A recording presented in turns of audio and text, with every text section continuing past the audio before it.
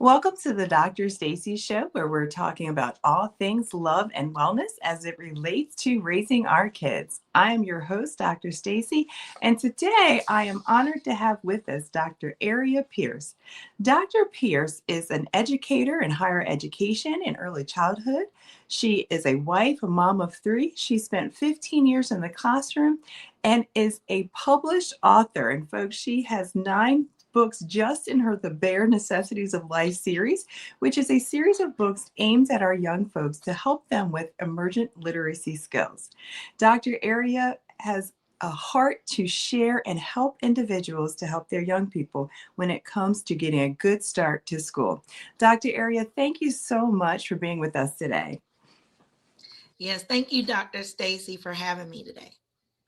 Well, we were talking pre-show, and I always tease people, our pre-show gets so good because I get so excited when I start talking to my guests about what we're going to be talking about. And Dr. Airreia, you started with this love and passion in early childhood. And as an educator, even in that classroom space, you began to see kind of this disconnect for Black boys, literacy, reading. Talk a little bit about what you were seeing, your passion, and how that turned into even your dissertation. Why, yes, Dr. Stacy. So even being when I started out in pre-K, of course, I have a passion for all children. But what I began noticing, even among Black boys, that I was seeing was not, and this is across like over the years, but I noticed that there was a disconnect with literacy and making sure that they are being prepared, even going to kindergarten and being ready. And then I just began to also see a lot of behavior challenges as well. And what I noticed that if we don't make literacy, and just doing the research on when it comes to boys versus girls anyway, we look at it from that aspect. Girls in general like literacy more. They like to sit down and read books. However, as opposed to boys in general, there are biological differences that we need to, take in consideration. Boys do learn a little differently than girls. They're not always, and this is in whole. There are some exceptions, but as a whole, boys are typically not um, just kind of just wanting to engage in literacy as much as girls. And so then you look at the demographics when it comes to Black boys. Just even across research typically shows that out of all, like, all nationalities, and then of course Black boys typically are the lower proficient in literacy. And if we do not target that particular group before even third grade, just considering the whole pre-K to prison pipeline, that is a huge reality that we're looking at. And they say that even with research, when it comes to looking at the literacy results, if Black boys are behind in literacy, they say for every like improficient Black boy, that they begin to have more prison beds that are begin to create, being able to be set up because they're making the connections with being illiterate with the increase in crime or just across the board. And so we definitely want to, as a whole, as a community, as educators, as parents, what can we do to rally behind our Black boys to help them to become more proficient or to engage and be interested in literacy? And so there's so many ways that we can do, and making sure that they are excelling in that area. Yeah, and Dr. Aria, you really touched on some really key points. I know even my master thesis was about like does untreated mental health lead to adult criminal behavior? And so we began to see all of these risk factors, and even the idea of not feeling successful in school starts with that ability to read. I always tease, I'm like, everybody knows who the smart kids are because they're the readers, right? They're the ones that the teacher calls on. They're the ones that engage. And for me, as a parent of both a son and a daughter, I experienced that. My daughter was first, and yes, she loved the book. She's like, "Yeah, mom, let's read." My son was like, "No, thank you." And so having to create, right, that extra. I tell people all the time, I went to the library, I talked to the children's children's librarian. I was like, I need to get this boy to read. And she suggested books on tape. And so that's what we started to do. He had the headphones on, he was reading, looking at the books, but it was also Scooby Doo, it was race cars, it was the action. It wasn't the books that my daughter was gravitating to and reading. And so we do see this divide. And I love that you said, hey, this starts in early childhood. This is not something that middle school and high school, because a lot of times the old teenage boys don't want to read. But as educators, you're seeing this even when they start in kindergarten. Yes, ma'am. And finding out, you also hit on a key point, talk about finding those avenues that really speak to our Black boys. Like Mm-hmm. how do they learn best? So when we become observative and just really keen to how to best support them, that's when we can help them excel. And just knowing, like, not every Black boy learns the same. We cannot put them into like a cookie sheet and just think that everyone is the same, and that it's not a one size fit all approach, Mm-hmm. even in the classroom. Just as every child is different, even when it comes to Black boys are different. But what I have found that's consistent, even when I did my dissertation, using the culturally relevant pedagogy, that Mm-hmm. is so critical, and understanding what that means. And Mm-hmm. what I found was not a lot of educators are aware of CRP. Mm-hmm. It was founded by Gloria Latson Billings, Mm-hmm. and with CRP, understanding that there are three components. There's academic achievement, there's being culturally competent, and then there's also being critically conscious as well. And so I noticed that many teachers are not even aware of what that means and how to Mm-hmm. implement that. When it comes to in the classroom, and then when we're thinking about it, I noticed that there are many teachers. Of course, we want to say that I'm being diverse. I am addressing culture. Involved in that. But when it comes to Black boys as a whole, what can we do to meet them where they are? And so we do have to go the step above, and we're not excluding any other demographics, but we do need to make sure that we're being relevant. We're meeting our Black boys where they are. And one of the things that how we do that is through self-reflection.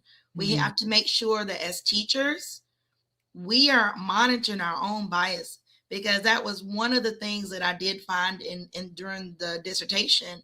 I was learning that sometimes we can become defensive as educators, and we can say, "Oh, I treat all my students the same. I don't see color."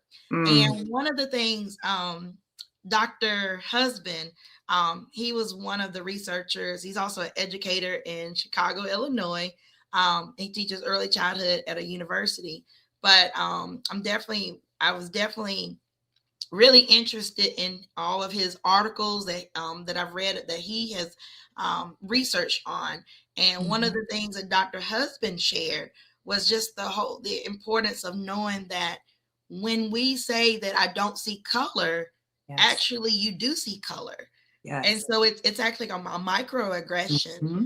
and Yep. you're saying that, oh, because I don't want to appear to Mm-hmm. exclude, so I'm just going to blanket and put everyone in this whole, one size fit all. But going about it that way, you're not being helpful with our Black boys. And so you do have to see, how can I help support them differently, because I do need Mm-hmm. to take in consideration the statistics. I need to take into consideration they may learn differently. I need to reach them where they are. I need to find out, like you were saying, are they interested in action books, Mm-hmm. superheroes, finding where, what interests them, and then bringing that in to make it more engaging. Because a lot of times when we don't engage our Black boys, we lose them. And Yes. then behavior issues can Mm-hmm. start. And then it's more so, they may also be smart and gifted. And Yeah. so that's another area that I began looking at, like even with three. I know you mentioned about three Mm-hmm. times Mm-hmm. exceptionality, being Black, being gifted, also having disability. Mm-hmm. Taking that consideration, because they may just be gifted. So just providing, like, something that may be on a lower level still may lose them because they are still gifted, but just finding that way to making that connection with them is very helpful. And Dr. Ari, you nailed it there too, because representation matters. We can't have educators saying, I don't see color because I need my kids to have books that have representation, right? I need them to see themselves in Yes. books that are in your classroom that you're teaching with. Yes. And we did so much. I remember when gender in early childhood, right? We said the doctor has to be a female now and the firefighter has to be a female so that we could see gender. Well, we have to do that as well when we talk about representation, especially for our Black boys when we want them to read. So yes, we were talking pre-show about this idea of being 3 times exceptional, right? If you're Black, you're gifted, and a student with an identified disability. And you and I were then kind of talking about our own experiences. And you were saying that you went through an experience, even with your son, that helped you with understanding autism, but then also the literacy component. Yes, ma'am. So I'll kind of back it up a little. Mm-hmm. I began noticing. So my oldest son, because he's my middle child. So my oldest son, of course, he was born around the time of pandemic. So we were not. He was not. We were going to like social events or social opportunities. So I didn't really get that chance to go to story time at the Mm-hmm. library like I did with my daughter, who's my oldest. However, when he turned, I believe it was kind of going towards like the latter part of coming out of the pandemic. And then we started going in public more. I started noticing just different signs that were alarming to me as a mom. And of course, being an early childhood educator, I definitely wanted to make sure that I'm not being dismissive and or in denial as well. I want to make sure that, if there's something going on, that he does get the help he need, and so sometimes people say, oh, well, he's still too little. You don't know right now. Just wait till you get older. But early intervention is the best. And Yes. so if we can help them early, then Mhm. possibly they may not have as much of a harder time later. And so I just began doing a lot of research on my own, talking to people who had children that were on the spectrum, and a lot of the things that they were sharing were really just relevant to some things that I was experiencing, noticing. He loved to play alone. And of course, like coming out of the pandemic, you would think, oh, well, that's nothing. They were not around anyone anyway. But then when I did have him to go into a child care, I noticed that he had verbal skills at two and 2.5. He could speak, however, he began to hit. And like Mhm. when he was upset, he began to just use his hands more Mhm. so than like speaking about it. And at that time, my mama heart was definitely crushed. He was at a particular place, and I would not say any names, Mhm. but he was at a particular child care place. And every day that I pick him up, they would say, your child is defiant. Mm. And that, as a mama and as an Mm. early child educator, Yeah. that really set me off. Mm. Because as an early childhood educator, first of all, we have to be careful how we communicate with our families. We Yes. do not want to become the tattleteller, Mm. telling the parent every little bad thing that your child does, Yeah. because then you become defensive as a parent on the other end, because Mhm. every day I'm picking my child, is something bad. What has my child done well? Yeah. What can you say? So Right. you want to, looking at from that aspect, that was not positively handled. Mm. And then, of course, as a mom, I believe, I want to support my child first and see what's going on to make him react. So looking at some of the triggers. So that's what started me looking into some outside agencies to come in and do some observation. What's going on? How can I support him? So I found an organization called Bringing Out the Best, because again, I'm trying to see what's going on. Where do we need to help? You know, so Bringing Out the Best did some observations. They did notice that that particular child child care facility was not appropriate developmentally. Mm. There were some things that were causing or triggers.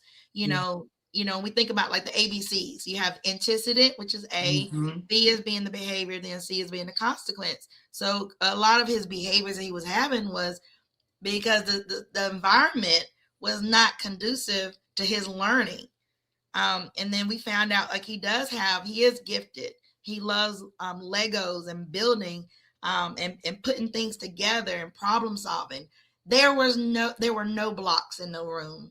There Mm. were, and they made him sit down and color a worksheet at 2 years old. And just doing inappropriate things that were not Mm-hmm. developmental. So even taken to that aspect, um, we definitely, I just saw some of those signs, Mm-hmm. and so I said at that moment, let's take him out of this environment. And then I started going to, it's called Triple P Parenting for Mm-hmm. children with challenging behaviors. I attended that as a parent. And then that's when I began noticing like there might be some other things going on with my child, because he does have communication skills, but just even coping with his emotions and his social experiences, he's going to need some support. And I can say like, oh, I'm an early child educator, I'm a mom, he doesn't need that. No, I'm going to get him the help that he needs early. And so that's what started this whole journey, and trying to continue to advocate for him. And sometimes, being a black boy, I understand the whole thing about even with behavior, and then how that can hinder him academically. Because if he's Mm-hmm. seen in the classroom as a black boy that's having behavior issues, he's going to be sent out the classroom, Yeah. and then the learning is going to reduce, and that's going to impact him academically. He's going to lose a lot of learning time. So I said he needs the help support now, so that he can get, so that teachers are aware how to work with him, trying some helpful strategies that will propel him for the future. And so we had him officially evaluated when he was 4. And then and it was a recommendation at a certain facility we went to, had him tested, and I finally felt like someone understands, someone Yeah. gets it. And so Yes. we went through like 2 different evaluations, and it came back that he was on the spectrum. He's considered more high functioning. He has verbal skills. Mm-hmm. He's able to succeed and do well, in the classroom. However, it's just when you spend time with him, he does need that support. That's why sometimes, to a typical person who thinks like, oh, he's just acting out, having a tantrum, is bad behavior. It's not. And so looking at it from a different perspective. And so, and then, as far as being a early child educator and parent, Mm-hmm. also helping to teach your family members and friends who may not always understand. That's a whole nother Mm-hmm. topic there. Ooh. And just providing that education, because sometimes people can tend to think that if they have, or if they're on the spectrum, they're not smart, which Mm. is totally far from true. Yes. He's very gifted, and I say, well, it has nothing to do with how he's learning or how smart he is. So but just finding the ways to be patient. And so that's one of the things that just sharing that with even family members. Just be patient with him. Yes. We have him now. He's in ABA therapy, which has Mhm. been very helpful. So it makes it's really important when you do find that support system in place, that making sure everyone's on the same page. And I feel like now it's aligning. We're on the same page so that we can help him. We know his interests. He loves Legos. He loves building. That's his strength. And so I look at it, for even with early childhood, look at it from a strength-based perspective. Yes. So literacy may not be his strong point. Mhm. However, again, I do understand the research when it comes to Black boys and literacy. So I'm still that mama bear and early childhood educator Yeah. when it comes to that. So every day we practicing some CVC Mhm. words. We're practicing, And what I do, I realize the frustration when it comes to that. So I Mhm. use blocks. So I find a creative way to use Yes. blocks to help him with his CBC. So he's always putting things together. So he sees the blocks, he'll say each sound and then put them together, and then being able to, speed it up to become more fluent, being able to say that. So and I'm seeing definitely some progress that he's making, and using, like you were saying earlier, I let him choose the books that he likes so that he will Mhm. become interested. I That's start there. So he yes. loves Legos, he loves Ninjago, Yeah. Yeah. um, superheroes. So he loves that. So that's what we read. And then I get him, we do like echo reading. Mhm. We practice that. Just so he gets excited, and then it's just encouraging and praising him. So he feels good that, wow, I am starting to read. So he Mhm. begins to recognize it. I Um, love it. And Dr. Aria, one of the things, and I love that your transparency, you're an educator in this space and you still had to pause and say, let me see what's going on. right, And I could tell you, I know it's something I always say when we're in this space and we work with children and someone says your children just act up or they didn't do it. And I'm like, but they're still children, right? Like, right, but you said, hey, I'm not gonna ignore the signs. And I think that's so important for our parents to hear us in the spaces saying, hey, listen, when we saw the signs, we did something. We went and had them evaluated. And because so many of us, and I have to talk to our families, so many of us will say things like, oh, it's just the boys, they'll grow out of it. Oh, it's just, or it is just the environment, it's just the teachers, and not saying, wait a minute, what's going on with my child? And right, so I love that. And thank you for sharing just your journey, because again, even thinking with COVID, we have so many kids where we're still seeing the impact of COVID right. on their development. And you said, well, I could say that it's just a COVID kid too, but let me know, let me look and see for his benefit. All right, so now I do want to make sure we have plenty of time to talk about this book series, because that's how I actually met you at a book fair Yes, as an ma'am. author. And you have this wonderful series called the Bare Necessities of Life series. And you really developed this to really focus on helping children read. Talk a little bit about your books. So during the pandemic, we had extra time, and I was really looking for a book series that focused on social emotional development, character building, and also connecting that faith-based piece with it. And so I just said, and I love bears. So I started creating a book series, and I started out at the time with 6, and I've just been adding to the series.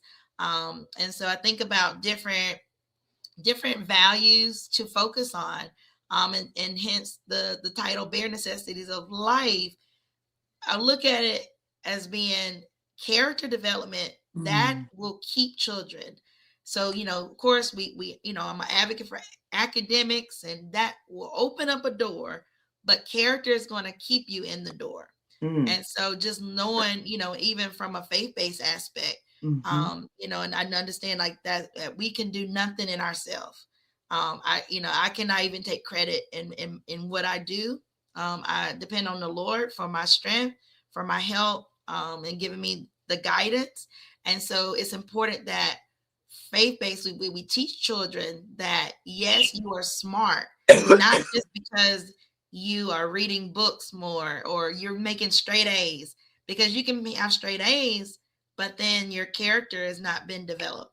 And so just knowing like these are the necessities that's going to keep you and help you in life. And we're trying to nurture this whole child at an early age. And so, oftentimes we think about the whole child development. We talk about the physical, we talk about the language, social, emotional, cognitive. We talk about all the aspects, but we leave out the spiritual aspect sometimes. But it's the whole child. And so that's a part of helping to build them up, their character, knowing that they are loving, that they're loving because he loved them first, and they are able to give his love to others, that they are smart because they have the mind of Christ. So just having those reminders, those positive biblical affirmations are going to carry them more than we could ever take them. And when we couple that with the literacy piece, they're going to definitely be powerful. And so that's why the books they have a lot of rhyming words, sight words, It's intentionally helping to prepare them to become readers and also developing their character. That is one thing I just love so much. And I love how you beautifully summarize that book series because that's what I fell in love with them. So, Dr. Aria, as we're closing out, what would be one maybe key or final thought that you would give to parents, and especially parents of Black boys, around literacy, reading, and getting them the skills and the help that they need? Yes, I would just encourage you to again, it goes back to knowing your child. Mm, Um, not you're not comparing them to anyone else, but knowing what he likes, knowing how to best reach them, and doing what it takes to provide that support so that they can be successful. And so, even if it does mean finding the outside evaluation to mm, get them the help, just taking away those stigmas or it being a taboo topic. You have to definitely remove those stigmas so that they can be seen, they can grow and thrive. And just knowing that as a parent, just the last thing to keep, just to remember that you are the biggest advocate in their life. I always emphasize from an early childhood teacher aspect that parents are a child's first teacher. And mm. so, I say that because even on the parent side, just remembering because you are that first teacher, you are the biggest supporter and cheerleader and advocate in their life. And it's definitely going to take that village to help them to grow and be successful. Absolutely. Well, Dr. Aria, before you go, I always have my guests participate in a Laffy Taffy joke of the day. Proverbs 17:22 says, "A joyful heart is good medicine." So here's your Laffy Taffy joke. Okay.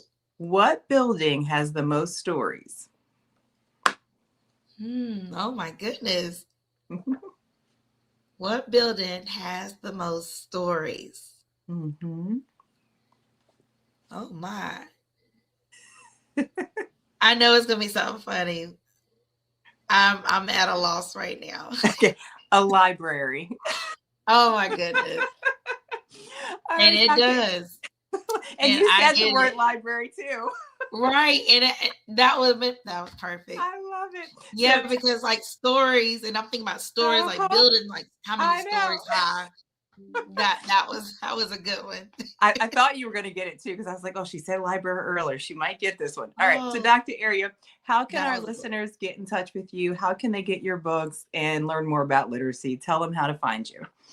Yeah, so I'm on Facebook as well as Instagram. So Instagram is at Airreia Pierce, and then my name as well on Facebook. You can also reach me www.airreiapierce.com. Wonderful. Thank you so much. And folks, as we close out, I love the Baby's Well segment today. I want to talk about the importance of being seen. And one thing that Dr. Aria talked about today was seeing our differences, but also seeing our children for the color of their skin and the beauty that that brings. Being able to recognize that different children have different needs is going to help us to support them. As a mom of a Black boy, I've always said I would love to be in a world one day where they don't see him as different, but they see him as part of a whole. But I also want them to see his differences because that means they're supporting him, loving him, just as he's built and designed. Yes. It's not an accident, folks. We are who we are, and God has made all things work out for good. I am so grateful for today's show. Thanks so much for tuning in today. Until next time, keep the faith, love the babies, and pursue wellness.